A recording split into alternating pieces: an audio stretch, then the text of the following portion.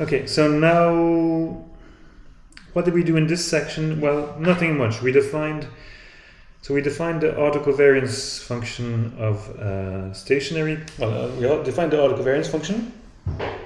Then we looked at what happens when you have a stationary process, and if you have a stationary process, well, this is just a function of one variable basically. So the autocovariance of a stationary function is just of a stationary process. Sorry, is a function from the integers to the real line.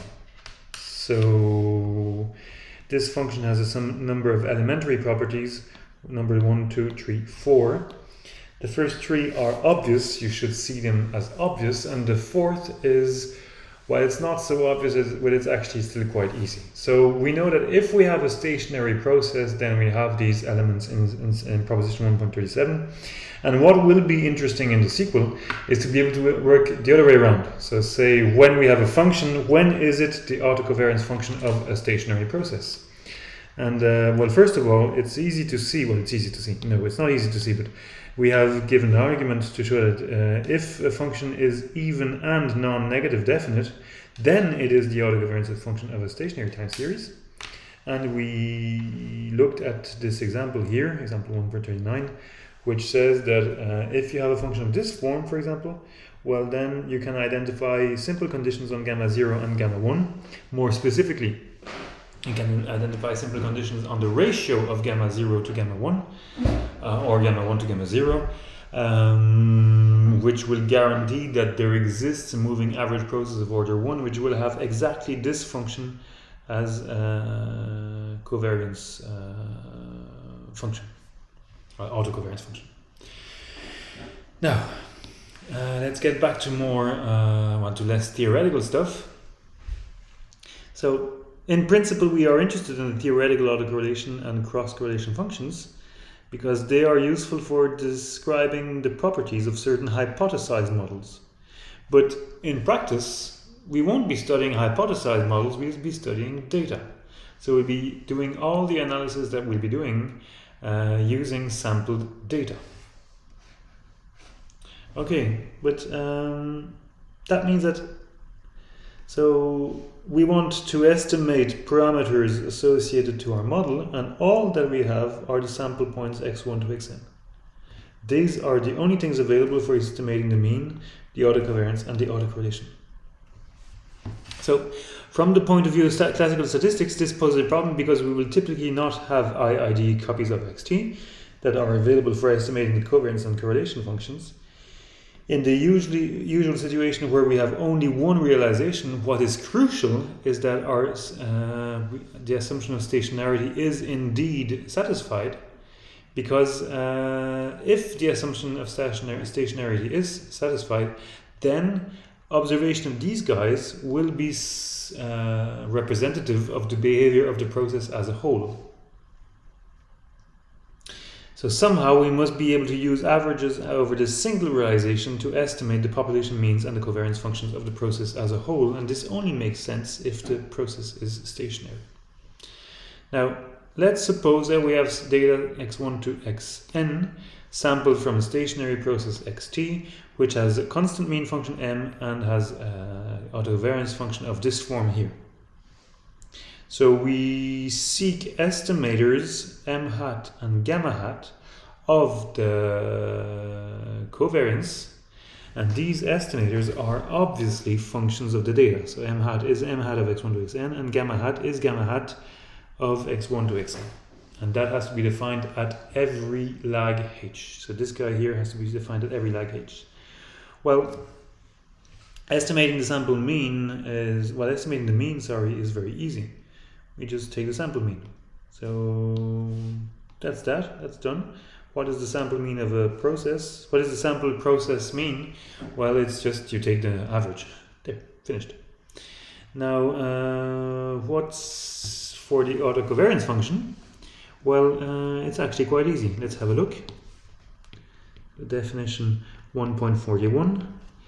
How do you estimate the sample variance gamma hat of 0? Well, you just take 1 over n times the sum over all data of xt minus x bar multiplied by xt minus x bar. So that's your sample variance. Nothing new under the sun here. How do you estimate the sample autocovariance at lag 1? Well, you just take the so you're trying to estimate expectation of xt minus its mean times xt plus 1 minus its, well, xt minus 1, sorry, doesn't matter, but still, xt minus 1 minus its mean. Well, what you do, you just simply, plus 1. You just simply replace the expectation by a sample by summation. So we just take the sum over all possible values of xt minus x bar times xt plus 1 minus x bar. The problem is that we only have n observations, so we have to stop at n minus 1, otherwise we have a problem. And so on. Gamma hat of h is what? Well, gamma hat of h, well, you just take the sample average of xt minus x bar times xt plus h minus x bar, but again we have to stop at h before, like this. Now you may wonder, so no, that's not finished. Of course we have to define also gamma hat of minus 1, but in order for our guy to be even, we take gamma hat of minus 1 to be equal to gamma hat of 1, and so on. We also take gamma hat of h minus h to be equal to gamma hat of h. And we also extend this to the whole of the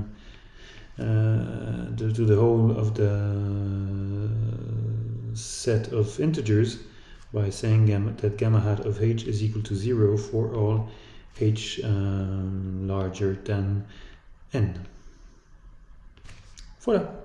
And with this we have defined a function which is indeed a function from so gamma hat is indeed a function from z to r, and it's well defined. It only depends on the sample, so it is indeed an estimator. Of course, there is no guarantee that this estimator will converge to the right thing or have the right properties. That's what we're going to see just after, but still it is an estimator. Now you might wonder why, instead of dividing by n minus 1 or n minus h, I'm dividing here by n. Well, there is a reason, and this reason will become clear in a later part of the course, where actually it's quite handy that we don't divide by n minus 1 or n minus h. It makes some properties of the sample covariance very elegant. So it may at first glance seem more reasonable to divide by the same number of things as that by which we are summing, but it won't be a good idea when we look at things later on. And of course the sample autocorrelation function is nothing but the sample autocovariance divided by the sample variance. There. Are you okay with these? So no need to react if you're okay. Are you okay with these definitions? Okay. So they may very well be the only things you remember from this class. At least for those of you who are not perfectly or who are not at ease with the maths. These are the guys that you may be only remembering. They are the basis of everything. They are the heart of the whole course. These guys. And they're very, very simple. I mean, they're just really natural objects that you can construct. Now, these estimators are consistent. That's extremely important. These estimators are actually good estimators.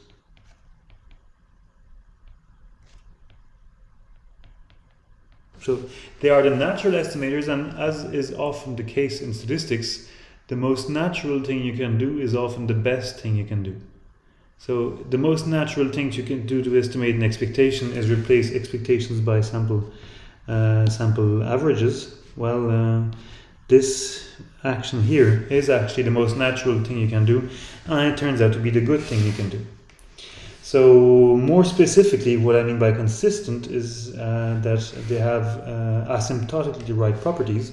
First of all, the probability that xn deviates from the mean too much, but goes to 0 as n grows large. So this is as n goes to infinity. And secondly, the sample mean is indeed convergent. So for those of you who might be saying, yeah, but this is just a case of the law of large numbers.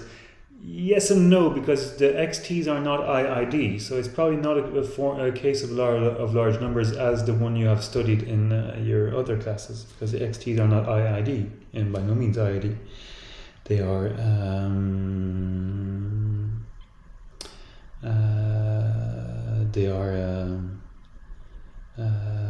they are elements of a stochastic process. And then secondly,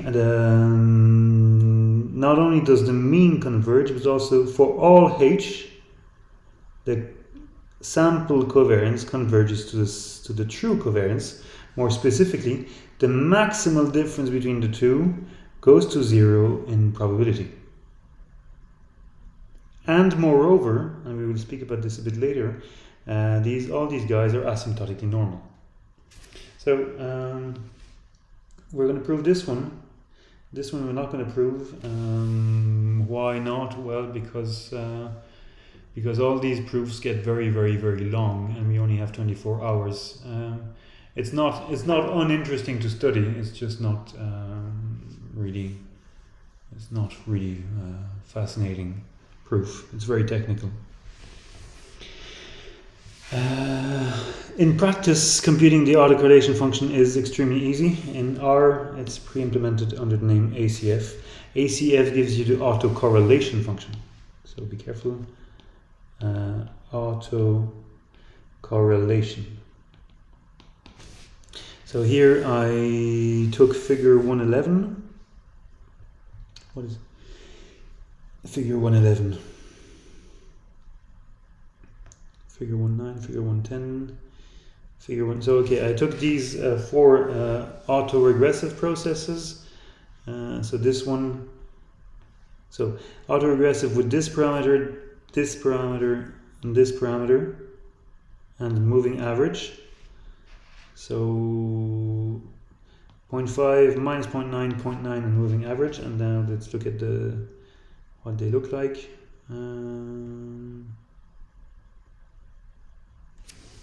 So an autoregressive with 0.5 ACF looks like this.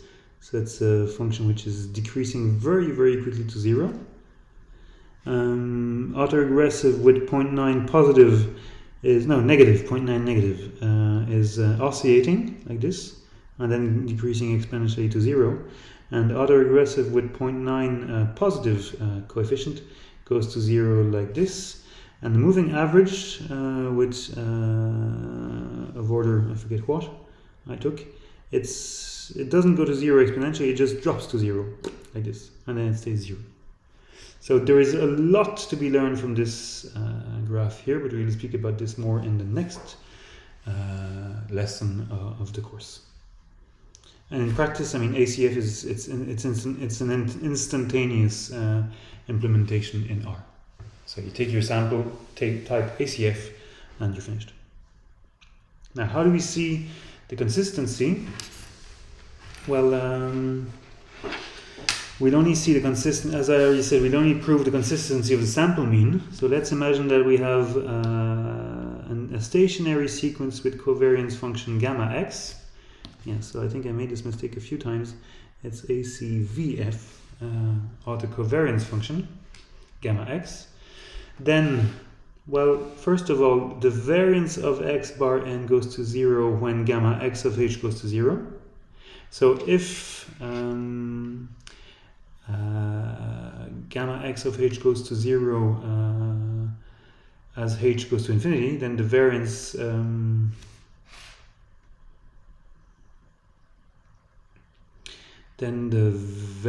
of x bar n goes to 0 as n goes to infinity.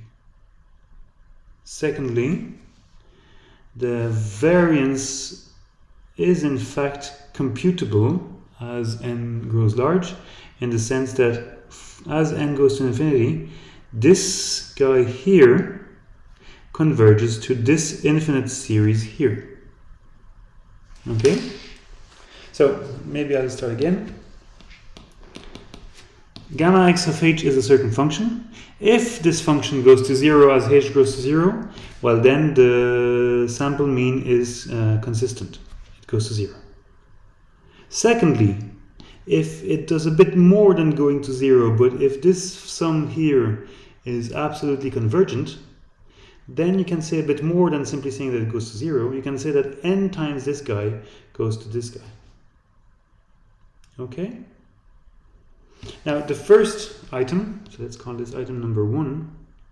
Item number 1 implies consistency, because we have Markov's inequality, which says that the probability that we have a difference of more than epsilon is less than the variance of x bar divided by epsilon squared.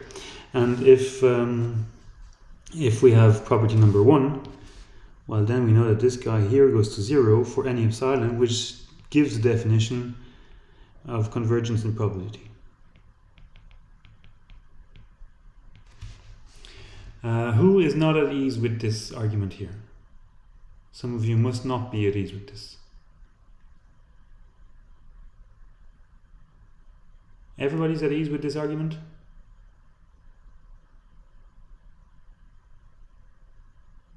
You're all gone. Nope, still here. So are you at ease with this? Do you like this argument, this first point here? I would need to think a bit about it, but I should be fine with it. Okay. Well, I know it's late. It's 5:30. If you feel annoyed, so how should I put this? I would not expect you to find this complicated, but I can understand that you find this complicated, because maybe you have not seen this material in a long time. Maybe it's far away. Maybe you don't remember. Take the time to study it, and if you don't understand how I get here, if you don't get this, give me a call and we'll spend, well, I'd say it could take up to an hour. I mean, explaining this in detail could take up to an hour. We'll take that hour if you need it. So please, once again, it rests on you. If you need help to understand this first remark, then please do call me and we will take the hour it takes to understand this. Okay? I count on you. I will basically forget about this. In less than 5 minutes I'll have forgotten about this problem here. Because this is actually quite... It's one of the basic arguments of probability theory. Okay? So feel free to ask me. I know some of you come from the maths department, and well, you should find this very easy. I know some of you come from Solvay, and you should also find this very easy, because I know for a fact that you've seen all the stuff that is needed to understand this. But for those of you who come from more, let's say, exotic backgrounds, maybe it's not so clear how this would relate to things you have studied in the past, then please, anybody, feel free to ask me. Okay, then the next item on the agenda, it says that if you have something a bit more than convergence to 0 of the correlation function, but actually absolute summability of these terms, then you can say a lot more about the way in which the variance goes to 0. Because this statement here tells us, tells us in fact that the variance of x bar n goes to 0 at a rate this divided by n. So we know exactly the rate at which this convergence to 0 occurs. And this relates to asymptotic normality of the sample mean. It relates to asymptotic normality. Why? Well, because if the xt were IID, then a simple standard CLT would tell us that xt minus the mean divided by the covariance, by the variance, multiplied by square root of n goes to a normal 0, 1. Okay. But in the general stationary case, so this here, well, expectation of Zn, this guy here, is always equal to 0, and the variance of Zn is going to be 1 because we have normalized this guy here. Now, if we don't have IID, but we just have general stationarity, then we know that this expectation here will be 0. And what does this guy tell us? Well, it tells us that expectation of Zn squared, this guy here squared, well, it's equal to this, and it converges to this quantity here. So it says what? Well, it says that if you could apply some form of CLT, then rather than scaling with sigma, what you need to do is you need to scale with this term here. And this parameter has a name in time series analysis. It's called the long run variance. Okay, so it might be a bit complicated at this stage. We will talk about the long run variance in quite some detail, I think, in chapter, if I remember well, 5. Okay, so how do we prove this? Well, the proof is nice. Well, it's nice. Yeah, I think it's nice because it's rather computational. I put a star here. I didn't mean it. There shouldn't be a star here. This is a proof that you can actually follow. So let's do it. Well, actually, it's quite easy. I mean, I don't think I need to write anything. I'll let you check it out by yourselves at some point, and then if you have questions, you ask. So we just compute the variance of x bar n. We just compute this variance here. What is it? Well, it's the variance of 1 over n times the sum of the xt's. The 1 over n comes out. We have 1 over n squared times the covariance of the sum of the xt's, the sum of the xs's. And then I take the sums out, and I have this here. Okay, so from here to here, that should be obvious from the properties of the covariance. And now I just develop. When t is equal to s, I have covariance of xt, xt. And covariance of xt, xt is just gamma x of 0. And I have that n times, because I have n times t is equal to s. So that explains this term here. Then when t is equal to s plus 1, I have covariance of xt with xs plus 1. Well, this gives me gamma x of 1. And how many of these do I have? Well, I have n minus 1 of these. And when t is equal to s minus 1, I have the same thing, and I have n minus 1 of these. And then I just develop, I continue. When t is equal to s plus n minus 1, then I have gamma x of n minus 1, or I have the other one, and I only have one of these, so I have this term here. So from here to here is just by definition of the covariance, and from here to here, I simply replace, I simply discuss in terms of, maybe I'll put some detail. So this is the case t is equal to s. This is the case t minus s is equal to 1. Then I would have the case t minus s is equal to 2, t minus s is equal to 3, up to t minus s is equal to n minus 1. So these are all the possibilities. I went through all these possibilities, here, here, here. And then I simply rewrite this thing here. Well, I divide one of the n's in here to get rid of this guy, and this guy. And then I say, well, what is this? This expression here can simply be rewritten in this form here. So the passage from here to here is just a simple rewriting of this expression here. So the beginning of the proof is purely computational. The variance here is equal to this thing here. And now it remains to see under what conditions on, well, what is moving around here? Well, the only thing that's moving around in this proof is this guy. That's the only thing that depends on the process. That's the only part. The rest is fixed. Obviously, if I didn't have this term here, this would never go to 0, because I have, as n goes to infinity, I have something which, well, no, it's not true actually. Yes, it is true. So if this is fixed or it does not go to 0, well, then I have a problem, because I have a sum of 1s. Well, then I have a problem. So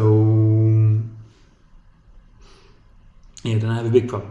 So we cannot not have this guy go to 0, because otherwise this thing here does not converge.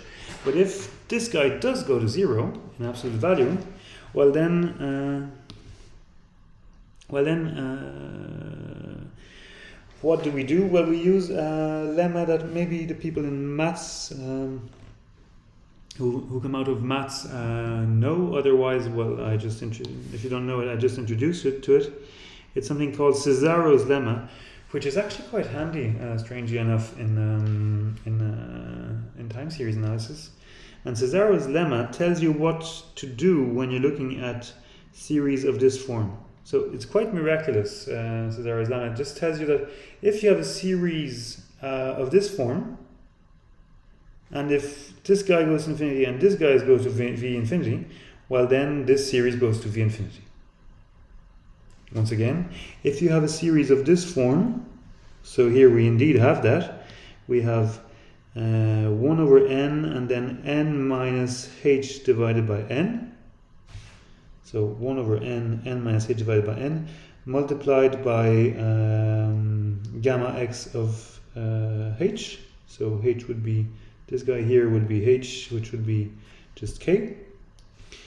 Well, if vk converges to v infinity, then the whole series converges to v infinity. So it's quite miraculous that this lemma exists, because it does exactly what we need. It tells us that this series here indeed converges as n goes to infinity. And converges to what? Well, it converges to the limit of the gamma x of h, which is just equal to 0. So that gives us the first item of the agenda. And the second one, well, if moreover you know that this sum here is finite, then you can apply the very, very, very, very useful dominated convergence theorem to say that, well, what? Well, this n times variance, it's equal to this sum here, which is, so as you can see, there's a little trick. Instead of summing to n, I sum over all the integers, and I multiply by an indicator function. I remind you, I think I've used this notation already, but I'll just remind you again. Indicator of a of z is 1 if z is in a, and 0 if z is not in a. So indicator of a condition. Wait, I wrote it not appropriately.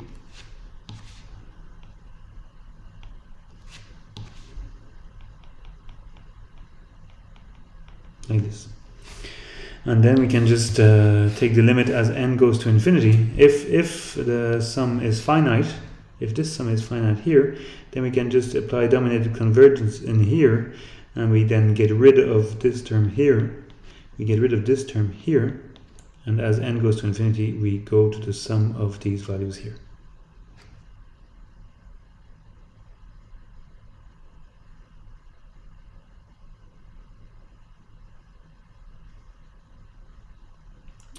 There's an absolute value too many. There shouldn't be an absolute value here. Sorry.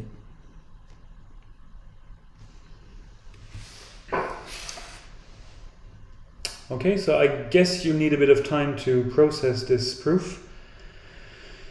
Feel free to take your time and then ask me any questions if you have any questions.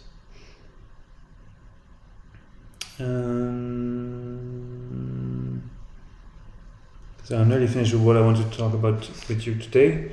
So this quantity, quantity 3, where is 3? Here. This quantity here,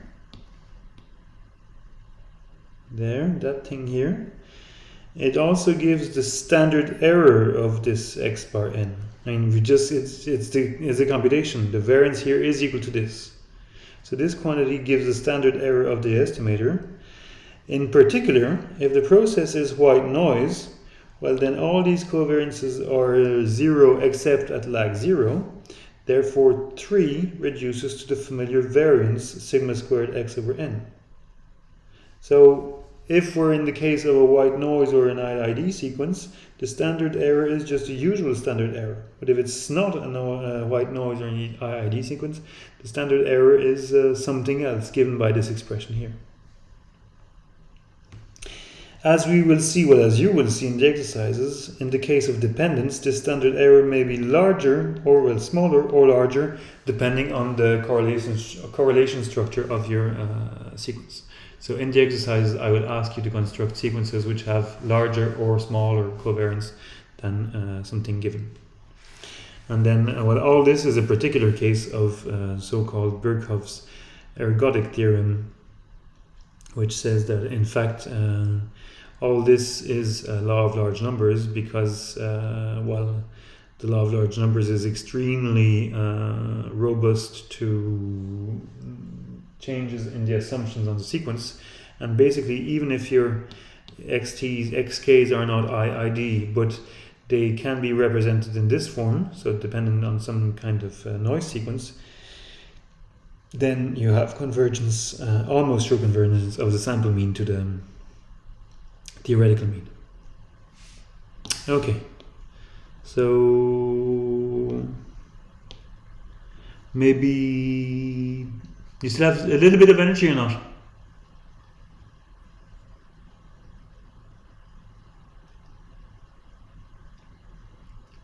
Do you guys still have some energy left? A little bit. A little bit. Okay. Well, there's one. Brain died, Nicola. Still, I'll be cruel. I'll just do this example here, and if it's not okay, then we can do it again next week. But it's actually not too hard.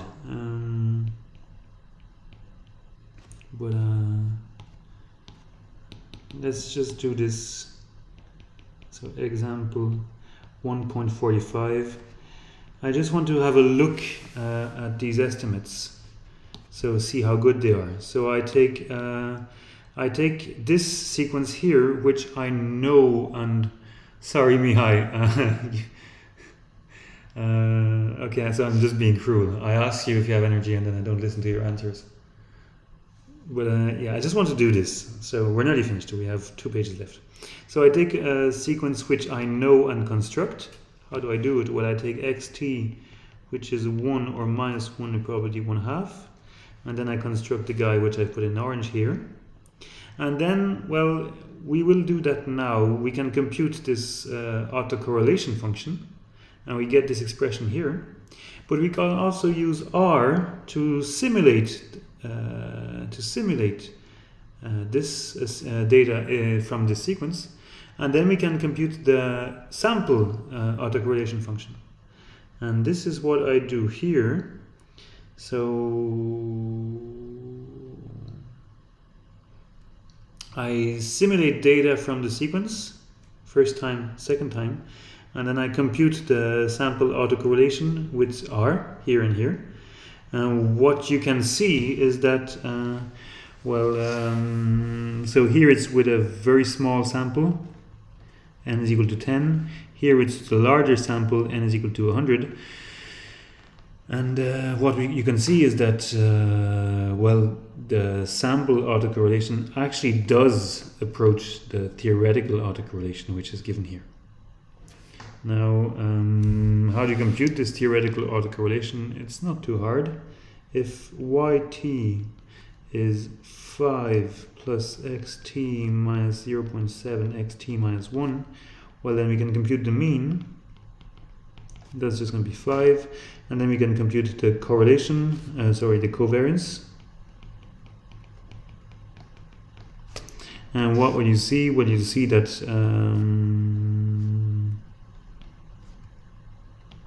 so the covariance of xt with itself, it's just going to be covariance of xt plus 0.7 squared times the covariance of xt minus 1. So this is just some variance sigma squared, which I choose not to write.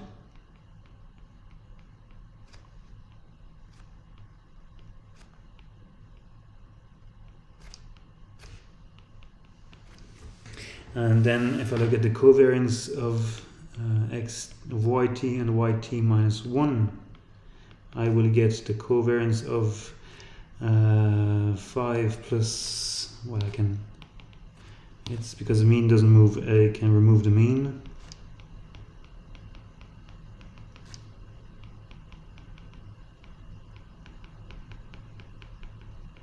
And here what do we see? We see that the only term that remains is this term with this term, all the other ones disappear.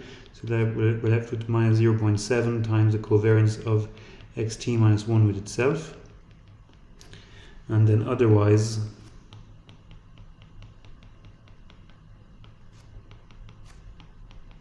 we get this. So what do we get? We get the sample covariance, the sample autocorrelation, sorry. Rho y of t is, of h, sorry. It's 1 if h is equal to 0. It's minus 0.7 divided by this.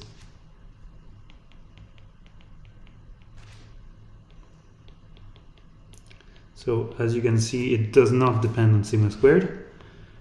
If h is equal to 1, and it's 0 otherwise.